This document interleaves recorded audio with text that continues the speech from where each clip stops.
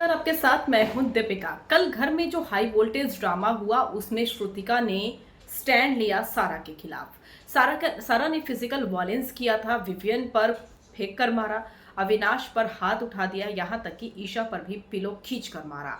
और जो जो बातें वो बोलती रही बहुत गलत बोली, और जिस तरीके से रिश्ते पर सवाल उठा रही थी वो चीज़ें बिल्कुल सही नहीं लगी। फिजिकल वायलेंस के साथ साथ उनकी ज़ुबान से जो बातें निकली वो बताता है कि वो माइंड कोच नहीं है, उन्हें खुद कोचिंग की ज़रूरत है। दिग्विजय ने भी ये बात बोली थी घर वालों के सामने, और बाकी घर वाले तमाशा देख रहे थे, तमाशबीन बने हुए थे। और करणवीर मेहरा से तो ये बिल्कुल उम्मीद नहीं की जा सकती है कि आखिर वो इस तरीके से तमाशा कैसे देख सकते हैं।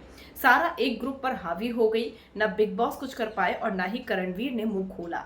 लेकिन इन सारी चीज़ों के बीच में श्रुतिका खुलकर बोली, और श्रुतिका ने विवियन का साथ दिया, अविनाश का, ईशा का, एलिस का, और सारा के खिलाफ बोली, सारा के मुंह पर बोली। उन्हें पता था कि सारा अविनाश के साथ बैठी है, कुछ भी गड़बड़ कर सकती है, तो वो बीच में जाके बैठ गई।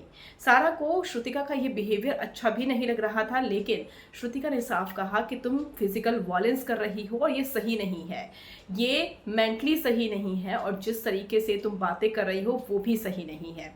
ना तो सारा के पति ने उनको रोका, और करणवीर जब श्रुतिका पे कह रहे थे कि ये बार बार क्यों जा रही है, इस तरह की बातें बोल रहे थे, तो करणवीर पर सवाल उठाते हुए श्रुतिका ने कहा कि तुम तो यहाँ बैठकर पॉपकॉर्न खाओ और मजे करो। तो यहाँ पर जब घर में हाथापाई की नौबत आ रही थी, एक फीमेल कंटेस्टेंट हाथ उठा रही थी, तो श्रुतिका ने खुलकर बोला और दूसरे ग्रुप का साथ दिया, जबकि उस ग्रुप को श्रुतिका पसंद भी नहीं करती है। और करणवीर को भी एक्सपोज कर दिया कि किस तरीके से घर का अहम मुद्दा ये चल रहा है, और वहां पर आप चुप हो गए हो, और वहां पर आप बोल नहीं रहे हो, और गलत को गलत बोलने की हिम्मत भी नहीं दिखा रहे हो। श्रुतिका के इस जज्बे को लोग सलाम कर रहे हैं।